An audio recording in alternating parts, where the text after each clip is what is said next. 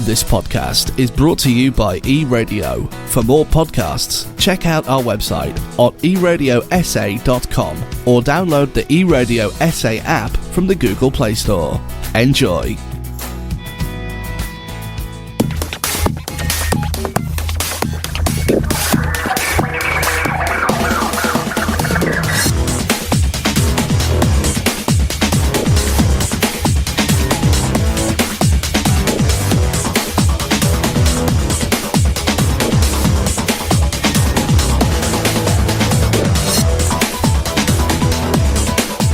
Yo, it's been a while. I even forgot how to switch on the guest microphone. Hey, Kaine, how's it going? Welcome to 2022. Welcome to 2022. Flippin' good to have made it here, with the COVID pandemic. It was a little bit touch and go when we were going to get to this pristine 2022 phase. And I must say, what a way to start the year.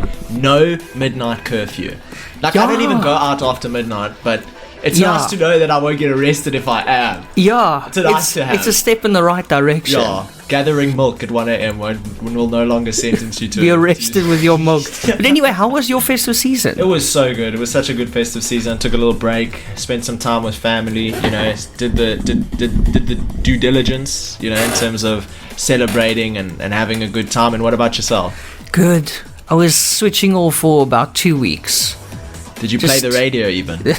I did. Oh, okay. But I was just, switching off. But the funny thing is, when you switch off, just when you kind of start switching off, you get back to work. Yeah. It's almost like you didn't switch off.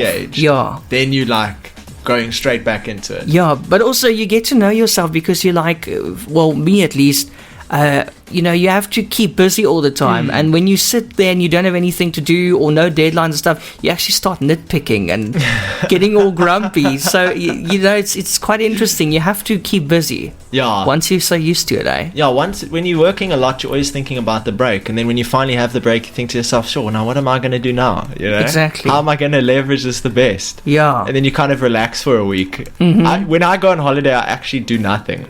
Yeah. More than actually do something. I feel like it's just a great way to... Not nothing, I don't just sit inside, but I don't do anything, financial or professional or anything like that. It's all very personal and relaxed. A lot of sleeping. Absolutely. Catching up on sleep, even though they say you can never really catch up on lost sleep. But anyway, how's it looking for tech? How's our tech start looking for 2022? Well, we're starting off 2022 on some good notes and some concerning notes, and we're going to get into it. I think one of the coolest things that I have to talk about today is BMW has unveiled a color-changing vehicle.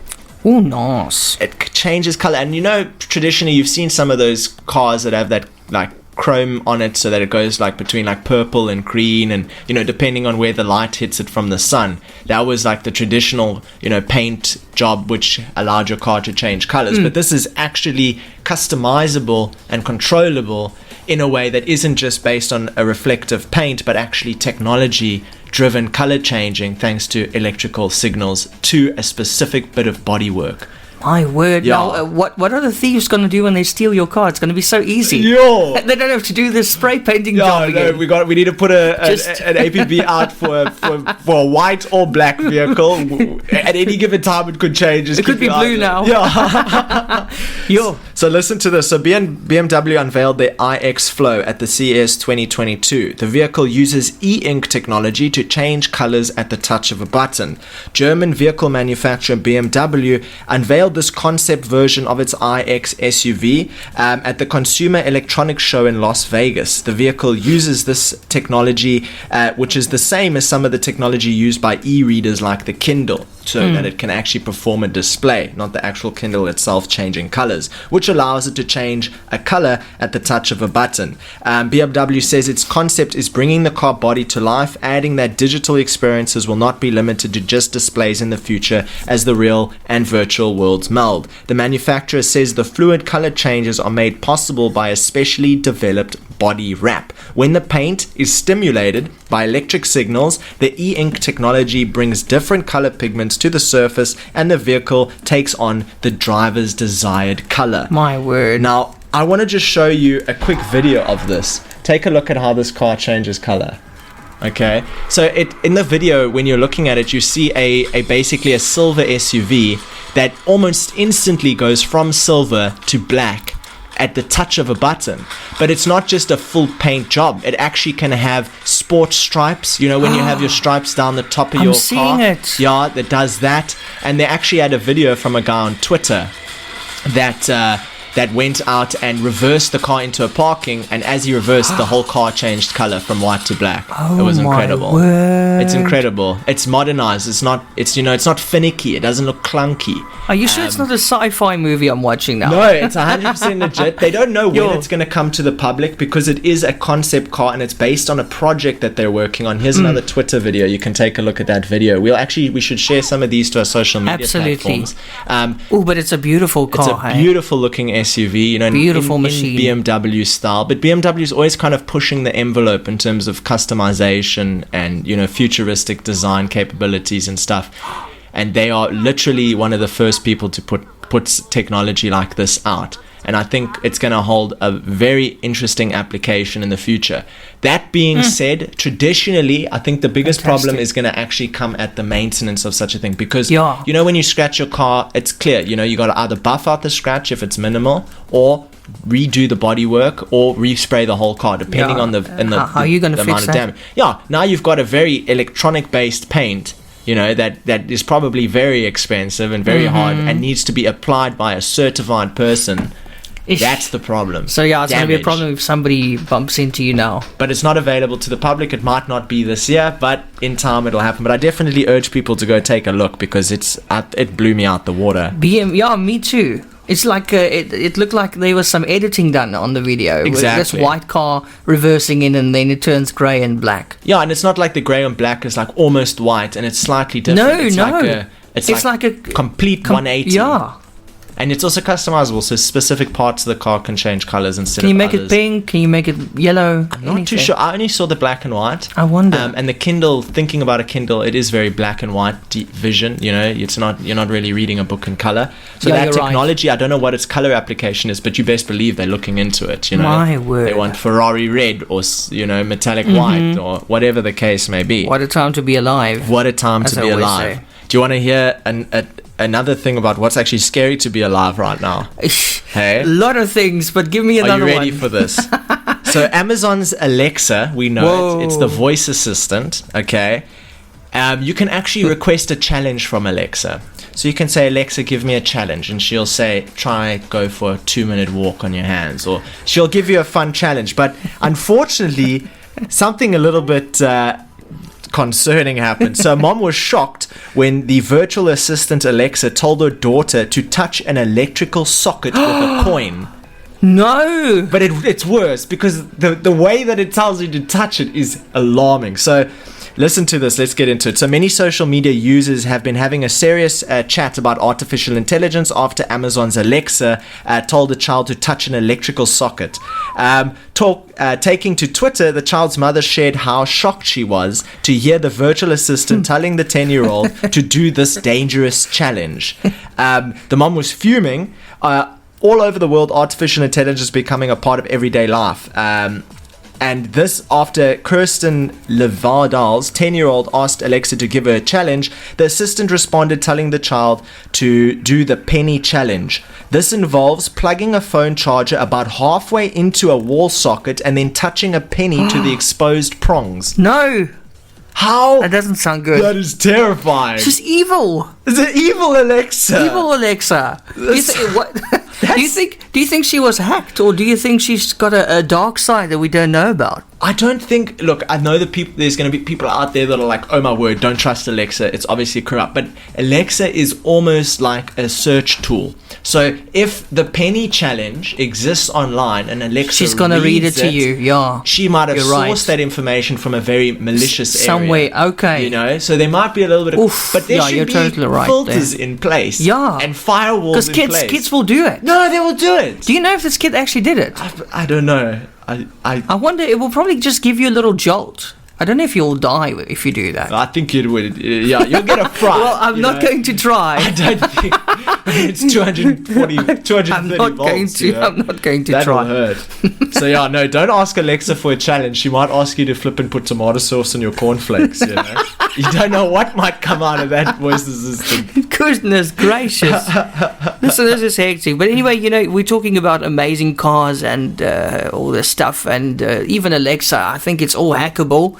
And now a 19-year-old security researcher claims, he's just 19, to have hacked remotely into more than 25 Tesla cars in 13 countries, saying in a series of tweets that a software flaw allowed him to access the electronic vehicle pioneers' systems. So can you imagine, David Colombo, a self-described information technology specialist, tweeted on Tuesday that the software flaw allows him to unlock doors and windows, start the cars without keys, and also disable their security systems. He also claimed he can see if a driver is present in the car, turn on the vehicle's stereo sound system, and flash their headlights. Yeah. Oh my word. Elon was like, let's give the Tesla an internet connection, and the world cried. No, but does he not have antivirus? But this is also very dangerous, just like Alexa with her challenges, because imagine what if a hacker hacks into your electronic vehicle and he crashes you into a wall or something. Oh yeah, no, I mean, you have no control. Look at some of the stuff that he was able to access. Headlights. Yeah. Now you're driving at night, someone turns your headlights off. Exactly. That's or flashes it for no reason. Exactly. That's really. If I'm in my car, my stereo turns on, I'm a little bit suspicious. But the headlights start flickering, steering wheel does something. I'm out of that car. I'm starting it. But what's interesting? I actually came across something about Tesla.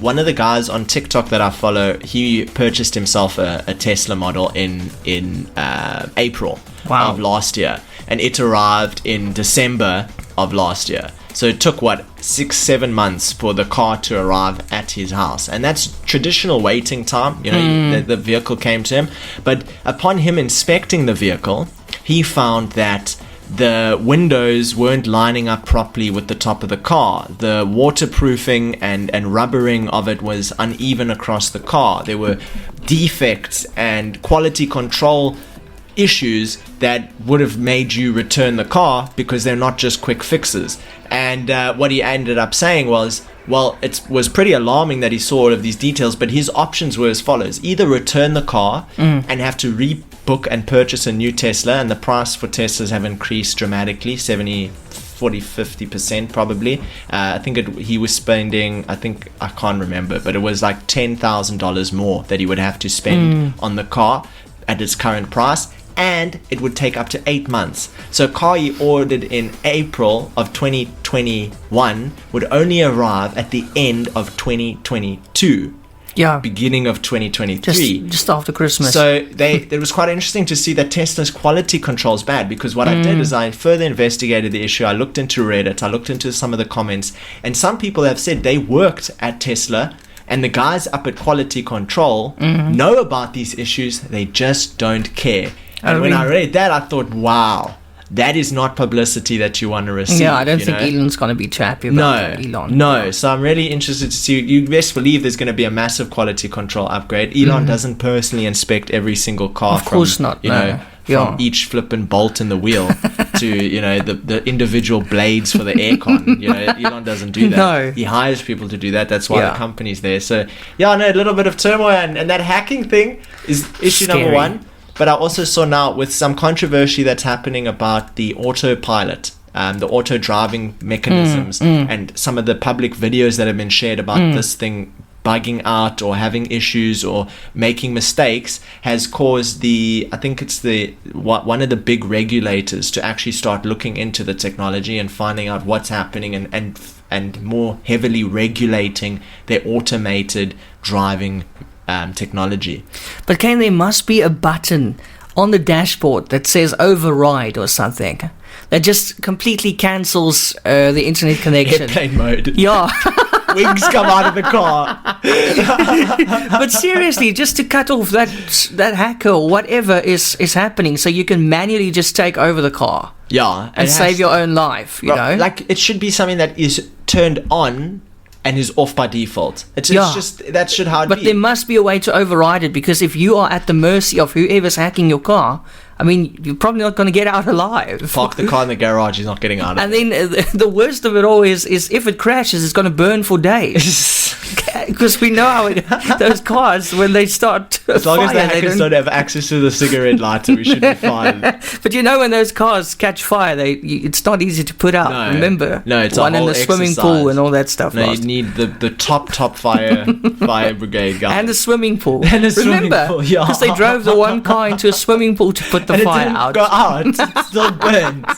That's crazy, Yeah, hey? no, you could make a steam engine like Yeah, that, you know? exactly. I know, What have you incredible. got for us when we come back? So when we come back, we're taking a look at something that I thought was very interesting. They recently discovered a perfectly preserved dinosaur embryo that was about to hatch Wow. over 66 million years ago. My And word. we're going to look at some of the details behind that. That's very And interesting. then we're also going to talk about Microsoft discontinuing all their Xbox One consoles.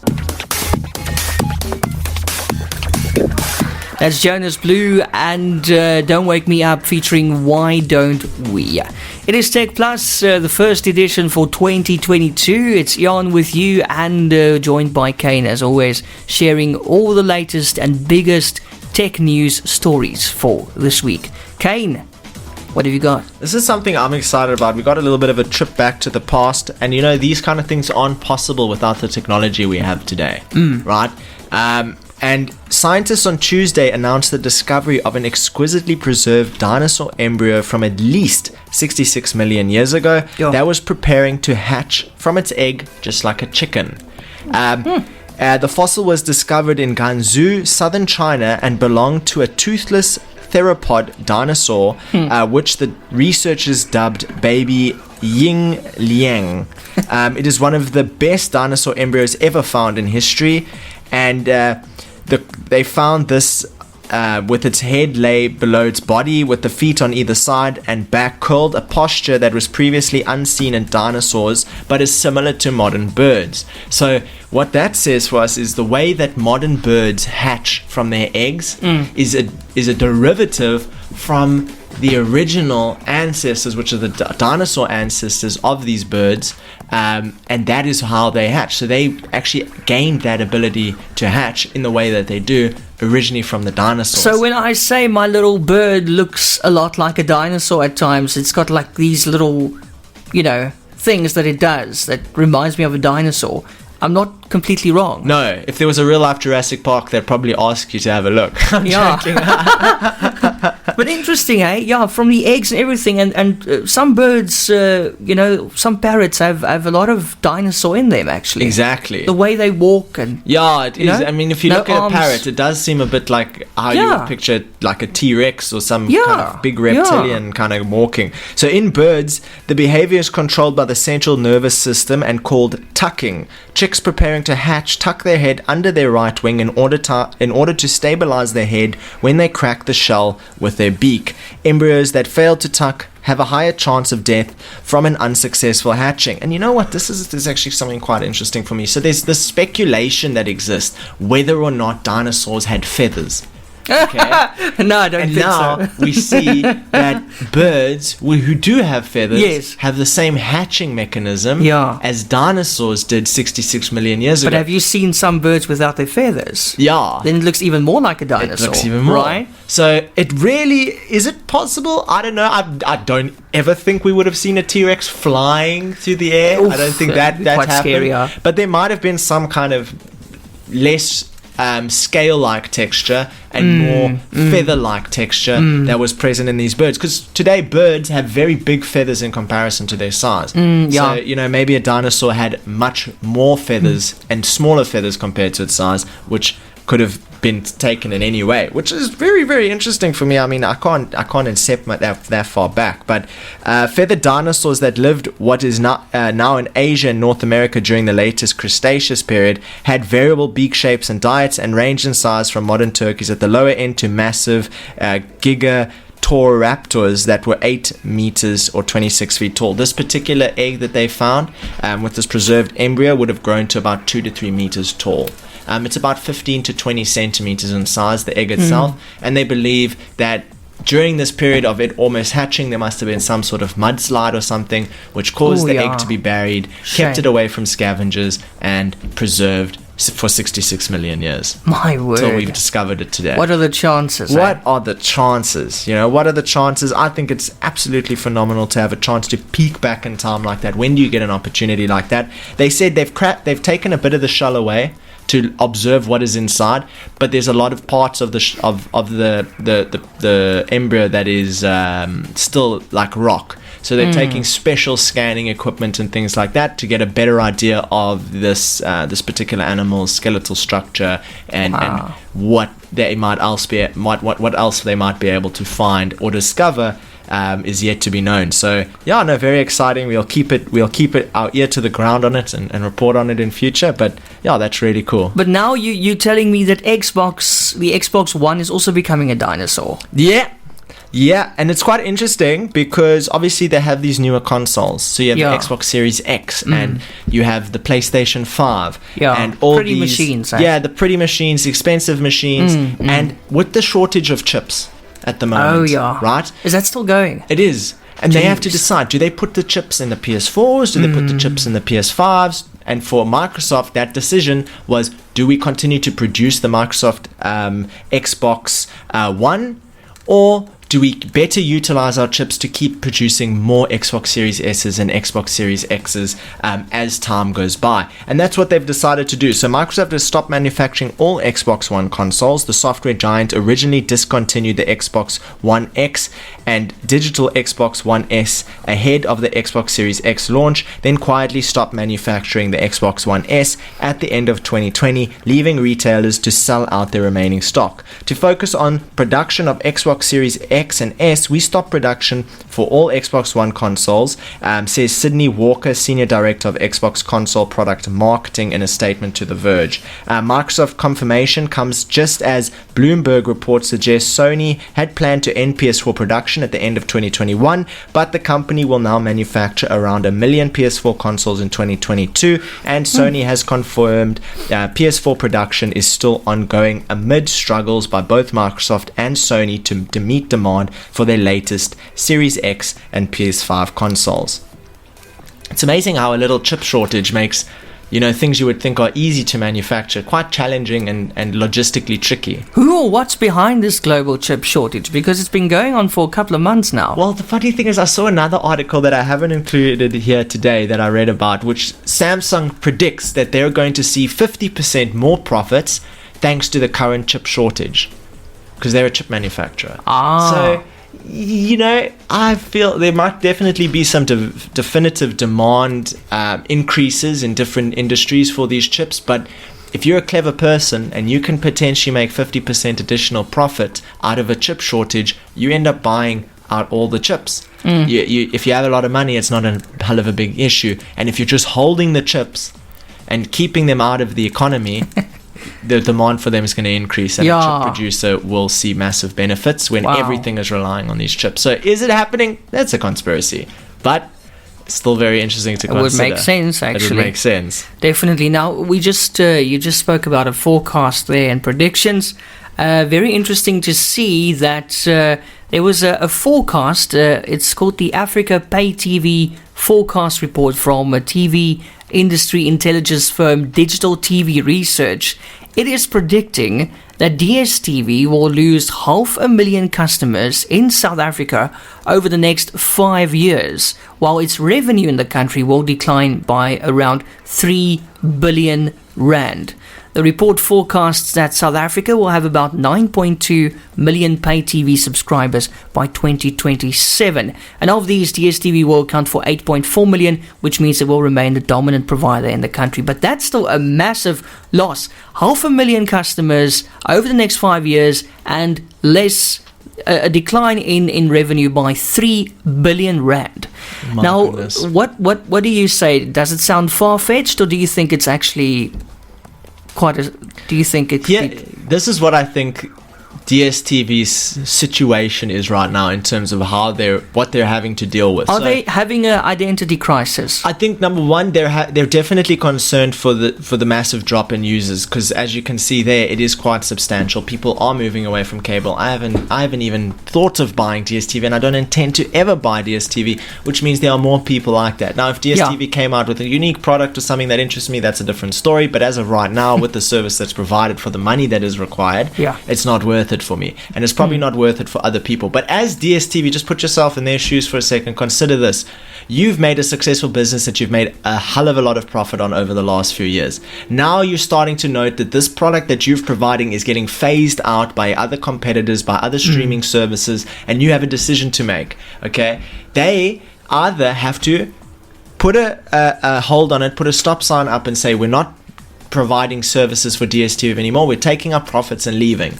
What happens then? What happens to all the people that bought dishes? What happens to all the people that have decoders? What happens to all the people that are on 1-year contracts and 2-year contracts? It's going to create more problems. So they are in a very sticky situation because they can't stop it and take their profits, and the massive loss of customers and the massive loss of financial revenue is going to deplete all the hard work that they've put in over the last 10 years, and all the profits that they make are going to get ruined and taken away as they try and self-sustain themselves in a dying market.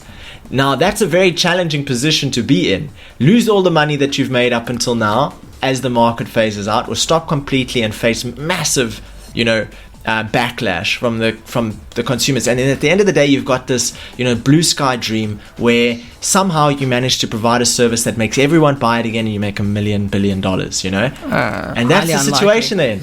It's tough. Now let's say for a minute you've been appointed as the big boss of MultiChoice DSTV. Guy wears the big shoes. What are you going to do?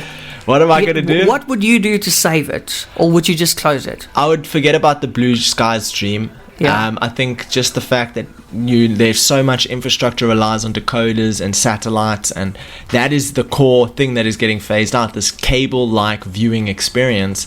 I would try probably my best to try and phase out DSTV. I think I would start calling quits on it. Maybe it's a good idea, maybe it's not a bad idea, but I'm thinking 5 years ahead. How viable is cable going to be in 5 years, where you have the streaming service where you can't really choose what you're watching, and you got to kind of pay-per-view for movies that you can watch at any given time, and you have to wait for the show to record it to watch it at a later time. You can't just go in and watch it, and if you don't set record, in terms of comparing it to Netflix, or comparing it to Amazon Prime, or comparing it even to sites that allow you to stream movies and series completely for free illegally. It's quite a few of those popping up and disappearing overnight. Exactly. I think a lot of people with the DSTV don't know how to access those sites, so they just stick on the straight and narrow path and pay for the content. But there are some businesses and stuff that would rely on it, like accommodation. Because you get those special packages for hotels and stuff. Exactly. I think that and you can't have a TV with nothing but Netflix on. I think it doesn't really work. You want the sport. You want this. I you know what? Maybe I wouldn't cancel it. I would make DSTV purely sport. It would save me money. Save me licenses. Just for sport, Just think about it. The new Spider-Man movie's coming out. Now, when the new Spider-Man movie comes out for home theater viewing and things like that, it's first going to go to Netflix. Then it's going to go to other streaming services. And some streaming services are only forecasting seeing it. Like Disney Plus is only forecasting seeing the new Spider-Man movie on Disney Plus in 2023. Now, DSTV is going to come in with a software license for it in 2024. So a movie that came out in 2021 already, only can come out on DSTV in 2024. Or somebody gave you a pirate copy already. And you're going to pay a lot of money for it. So I would probably go and say, okay, this isn't like a Netflix viewing experience where you can watch, CakeNet and all that sort of stuff. It would just be purely sport. CakeNet? Yeah. It would just be sport. CakeNet? CakeNet here. So I would pivot into the sports industry, and I would make a variety of sports content, and I would do away with software licenses and viewing licenses. And now that you mentioned a TV channel, let's say you're a channel head for CakeNet, for example, because they've got quite a big niche being Afrikaans TV channel. Would you be worried that the ship's going to sink with you? Because you're reliant on DSTV to keep you on the air. Yeah, what's CakeNet without DSTV? Where would you go? You know, how would you be worried if you were head of the channel? Yeah, I would be concerned. Look at alternative options. And those are the main people that are going to hit DSTV if they try cancel, because they got a lot of bodies on their back. It's the boat you're on. Yeah. If it sinks, you're all going down. It's like going on a trip on the Titanic, and they're like, "Yeah, no, guys, we're halfway there. Let's just sink it now." It's gonna be like, no, you're not sinking it. I make money. I'm bills. It's a tricky situation, but I mean, it just shows you how quickly we're moving and how times are changing, even faster nowadays, and how technology is changing and how it's affecting people and their livelihoods. Definitely. Wow. Yeah, so that's what I would do. Do you want to hear something else that's very interesting? Just after the song. What have you got for us after the song? TikTok has emerged as the most downloaded app globally on Christmas. Ooh. And we're also taking a look at the humanoid robot Amika, which was revealed at CES this year. Okay. Is she also evil? Remember Sophia? Yes. It's like the upgraded version of Sophia. So she's got more personality. Yeah, and facial features and 60 flippin' gears in her head that make her do expressions. It's very odd. Some of the expressions are just way off cue. It's like the eyebrows go up and stuff. She's got more expression than most Hollywood actresses because they've got so much Botox. You can customize it. You don't just get one smile, you know. Here's a lesso with Katy Perry.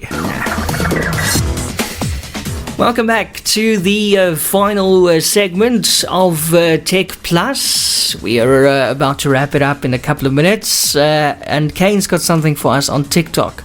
Before you talk about TikTok, Kaine, do you know any TikTokers? Yeah, plenty. Are they successful? Yes. What do you say is the key to a successful TikToker? Being original? Consistent content. I've seen a lot of people that create the difference between a person who's scaling their community, meaning the community is growing and their follower count is growing, and a person who has a viral video but the community isn't growing, is because the viral video is the format and the content and the type of video of the viral video is very indifferent from 80% of the other content on his page. You know, from a high value production video, which is well thought out and curated, is then muddled amongst very quick and short kind of videos, hoping that they go popular, and it's not to the same level or quality, and people want to be able to watch every single one of your TikTok videos and be like, oh, that's great, so if every single video you produce is something that you yourself would deem, oh, that's great, then you're going to be popular and you're going to be successful, just a matter of time. But if you're producing content that is very indifferent, one day you're talking about animals, the next day you're talking about, astronomy, and the next day you're talking about the guy at the shop that irritated you at the shopping center, and you must try and create consistent content that follows a category, so that people, because when a person watches one video and follows you, they expect that those types of videos is what they're subscribing to. Yeah, you're right. It's an important concept to keep in mind. The nice thing, the videos are so short, so it's nice. You can go, you can get stuck in as I call it, a TikTok loop so easily, and watch one and you end up watching 100 of them, because they just keep coming, and they're all funny. But what would you say would somebody need to be a TikTok star? Can you just do it with a phone and a good light in your room and a good personality? A good idea. And an internet connection. Yeah, a good idea, a phone, and creativity will take you 98% of the way. So if you're good with impersonations, for example, would you do well there as well? Yes. I mean, I was talking to some friends of mine as well. If you have a job that would be interesting to other people, it's going to do well on TikTok. I mean, look at a mechanic. Most people who are fond of cars will probably follow a mechanic if they work a day job in an office, or they work as some rudimentary kind of person who's not a mechanic. Watching a mechanic do jobs and learning about a car is going to interest you. If you're a lifeguard, how you live on the beach and what is interesting there, and cool things that you find, and little animals, and this jellyfish here, and this one time you went out on the paddle boat, and that one time you saw a shark, that is good content. So your career can actually be the foundation for your TikTok content and your creator content, if it is a very interesting career. I do marketing, it's not that interesting, in terms of watching it. It's too dependent on what I'm marketing and who I'm marketing for. But a car mechanic, one day you're changing this, one day you're fixing that. It's very problem solving. It's very interesting. So there's a lot of ways that you can make content that doesn't necessarily have to be something you sit down every day trying to make.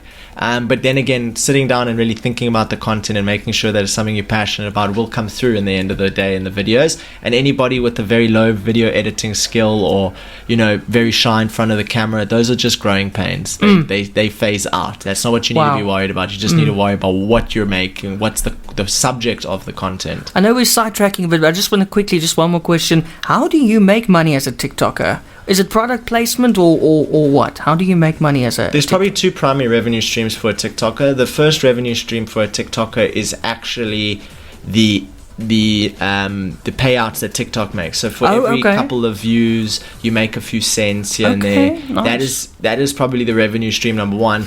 And that is also what's also included underneath that revenue stream umbrella is when people give you gifts in a live stream fashion. So they can give you and TikTok has really thought about creating this gamification where two TikTokers can compete against each other for a higher score, and that score is determined by their audience, which is sending gifts, and that is a revenue stream. The other revenue stream, which probably surpasses that of the gifts and the TikTok view commission, is privatized sponsorship.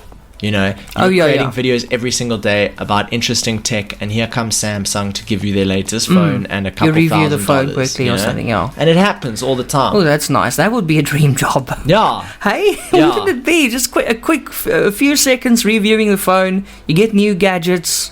Damn, I can get used to that. And I think I always find interesting is, when you're thinking of creating a TikTok channel and getting to 100,000 followers, you're thinking of a number which is 100,000. You're not thinking about 100,000 individuals that all find you interesting in their own capacity, and that's what you should focus on. If you want to build 100,000 followers, make sure that the content you produce will interest 100,000 different people with different lives and different interests, but have one interest in common, and that is your content. Yeah, that's a big job. It's a big job. It doesn't happen overnight. Sometimes it's a fluke and it happens immediately, but it's definitely worth pursuing. But now tell us how popular TikTok is. TikTok is now the most popular downloaded app in the world. Sure. I think it even surpasses Facebook, WhatsApp. Everybody wants a piece of the talk. Yeah, a piece of the TikTok, literally. And it's actually a big statement to say it is the number one most downloaded app of all the apps. Of all the apps in the entire world. In the entire world. Even Uber's app. Even Uber. Facebook, WhatsApp. Yeah. All those. Defeated by TikTok. Even Instagram. Even Instagram. There is not one app out there that you have on your phone that has more downloads than TikTok right now. Wow, TikTok. I mean, because I've seen 70-year-olds on TikTok, and I've seen 7-year-olds on TikTok. I haven't seen 70-year-olds on Facebook and 7-year-olds on Facebook. Exactly. That's the difference. But then again, you don't really want your 7-year-old browsing around TikTok. It's too difficult to control the content that he's going to be exposed to. There's parental controls, but they're still in their fledgling, fledgling stages, because it's flippin' difficult to create a parental control that can stop any type of content. You see on TikTok, people say, my video was removed, or I'm reposting this video because it was removed because a couple hundred people all reported it for some reason. Very difficult to get there and block it before the 100,000 people saw it, whereby 100 reported it. If you're in that pool, you're going to see it, and your kid might see it. I have a good question for you. You obviously have experience as a YouTuber. Would you say that TikTok is the new YouTube? Definitely. I mean, it doesn't compete in the same department as long-form video content. Because it's so short, You're not going to watch a TED show on TikTok. You're probably going to watch a TED show on TikTok over 25 parts, and it's going to drive just little you flipping crazy. Yeah. Especially because some people make these episode-based TikToks, like part 1, part 2, part 3, but the last 5 seconds of part 1 is included in the first 5 seconds of part 2. Oh, that's the worst. And it's like you're going back 5 seconds every time. Yeah. So that in that department, YouTube wins. But what TikTok wins in is, and I say it to people all the time, actually, when YouTube first came out, when YouTube first started producing, when YouTube first started allowing creators to create content, let's say me and you made a video. That video within the first few years of YouTube would have gone to the homepage of YouTube and everyone in the world could see it. Everybody could be a star back then on YouTube. And the more and more it was popular so easy. YouTube got, the less and less time you were on the homepage, but you were always on the homepage for a given amount of time. Look at it today. And now, that's not the case. No. People specifically have to look for it, and you specifically have to be the only person serving that information, or the only person serving that information in a way that looks more attractive than the other people. It's hard, eh? It's Difficult. just, it's almost too competitive. Difficult. It's almost like I wouldn't even pursue it. Yeah, some people don't even explore YouTube that much as you would TikTok. TikTok is one video after the other exploration.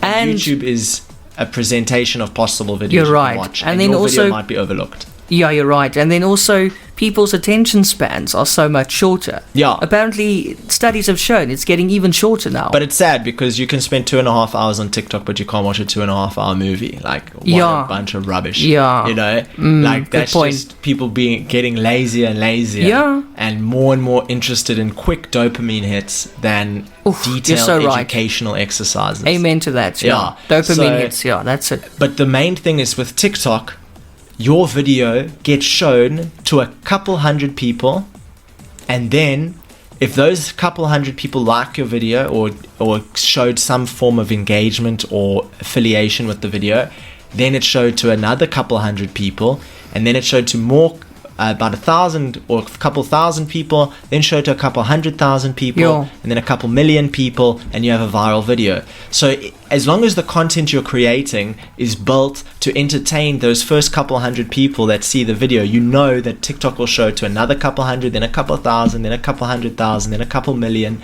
and so the video will become viral. You just don't have that opportunity on YouTube. It's not there. It doesn't exist. That's why it was so TikTok much does easier better. to be a YouTuber back then, as I'm sure you know, than now. It's almost impossible now. It is. It's just too competitive. Every second person is making a new video. No, and the people have their favorites.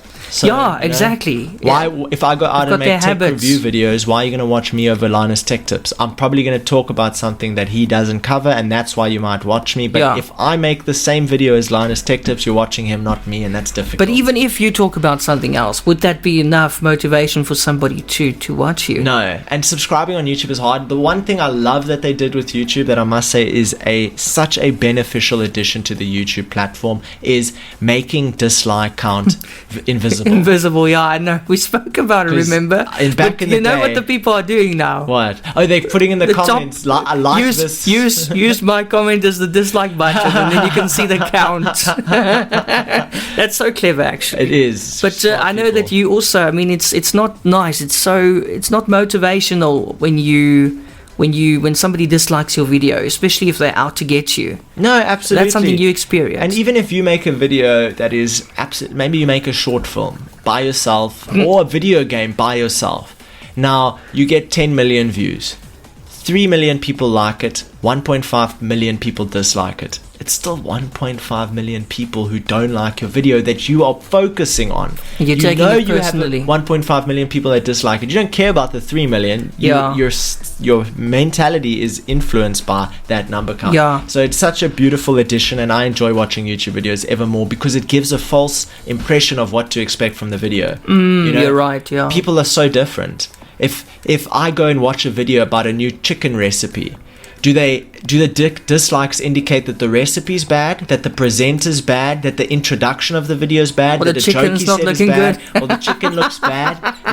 There could be so many indicators, and all you want is a flippin' chicken recipe. And you're like, a lot of people don't like this video. I'm gonna go watch another one. And meanwhile, they didn't like it because the joke at the end was crude or something. Yeah, exactly. But I've never judged a video by that anyway, even when the dislike button was still there. No, I did. I didn't. I was just watching it. I shouldn't have done it because I wouldn't want people to do it to myself, but it does. It definitely played a role. It affected your... If I got to, let's say, a video on how to fix your sound on your computer. Now you get to the video, it has 300 dislikes and 15 likes. You already know the solution doesn't work and you move on. And that's Yeah, just an yeah, yeah. example. You know? Okay, yeah, and I just sometimes read the top comment. I think that probably influenced So me better more to than just the leave it dislike off. button. Yeah. Better to just leave it off. And then we have one more piece of information, one more interesting story. So the humanoid robot Amica was revealed this year at CES alongside the BMW iX, your color-changing paint job. Nice. Britain's engineered art humanoid robot Amica made its first contact with the public at the 2022 Consumer Electronics Show, or CES, this week, which is the largest technology fair on the planet. During the event, a large crowd gathered to watch Amica almost every second and interact with the robot, whose facial features are surprisingly vivid and emotive. Amica does not only respond to visitors' questions, much like Alexa, Amazon's cloud-based AI voice service, available on hundreds of millions of devices, but also responds to conversations with proper recreated expressions. Yeah. Amica has teeth, and its body is made of metal and plastic. Its face is gender neutral and a non-human grey color. It has 17 individual motors inside its head, controlling all the movements and expressions. That's creepy. And despite dazzling spectators with the eerily lifelike expressions on its mobile silicon face, the robot is still unable to walk. According to the company, walking is a challenging task, and it's in their development plans. With all those expressions, you can't even bloody walk. I wonder what its expression for that is. It's probably very angry. Just give it wheels or something. Just put it on wheels. That's going to look so freaky. Put a few RC cars just like at the bottom. Amica blinked its way into public consensus in late 2021 when a video of its facial expressions went viral on social media. Elon Musk responded to the video with one word: yikes. Yikes, yeah. And that's what originally gave her popularity. But it's supposed to be like a companion. Its main job is to communicate and respond with emotion, and that is their primary. So it can't make me tea or something and bring it up to the studio because it can't walk. No, I have a few facial bloody expressions useless. for that. Yeah.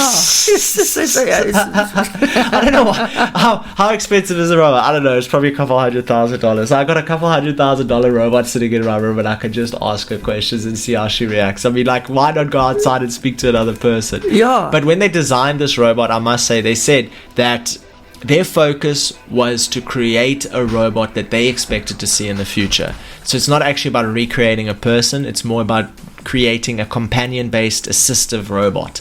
And I don't know how well a robot can make tea without walking, but that's the start. The walking is their next challenge. Unless it can fly with the tea. Yeah. Bring it to me. Yeah. Because maybe just put it on a drone or something. Gonna have to have someone to wheelchair the thing around. It's like an assistive robot, but you have to assist it. You know?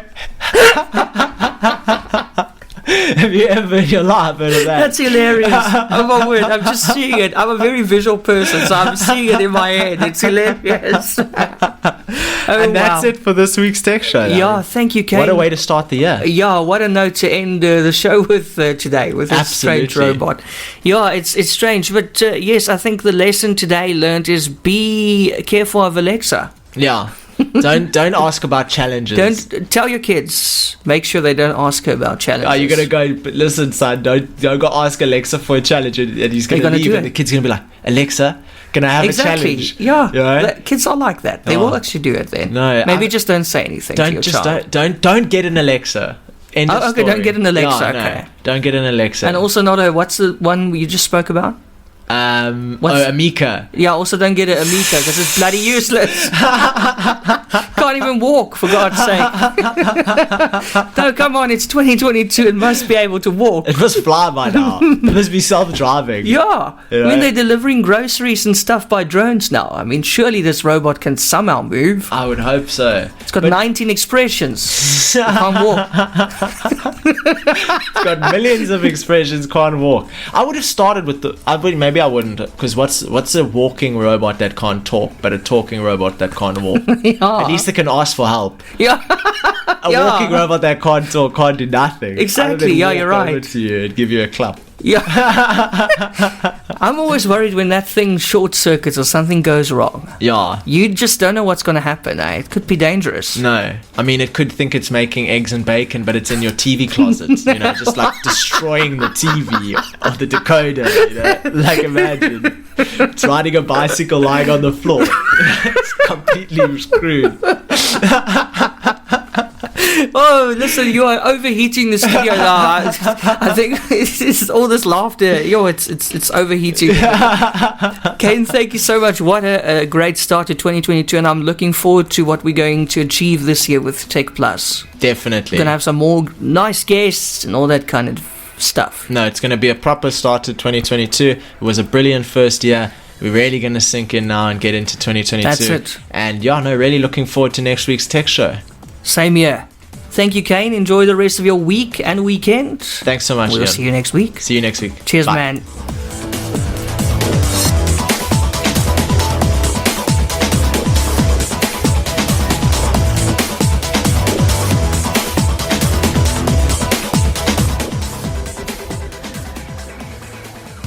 This podcast was brought to you by eRadio. For more podcasts, check out our website on eradiosa.com or through the eRadio SA app from the Google Play Store.